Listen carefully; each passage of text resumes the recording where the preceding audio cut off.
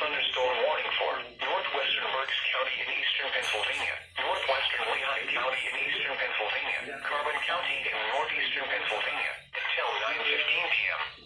At 8:11 p.m., severe thunderstorms were located along a line extending from Branchdale to New Oxford, moving northeast at 60 miles per hour.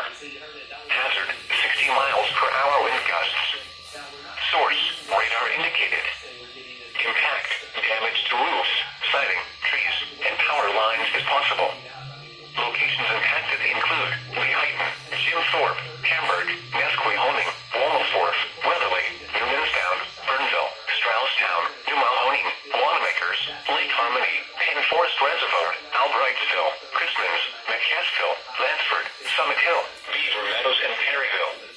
This includes the following highways: Interstate 80 in Pennsylvania between mile markers 277 and 285. Interstate 78 in Pennsylvania between mile markers 10 and 35. For your protection, move to an interior room on the lowest floor of a building. This severe thunderstorm may contain little or no lightning.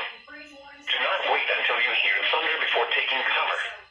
Repeating, a severe thunderstorm warning has been issued until 9:15 p.m. for the following county: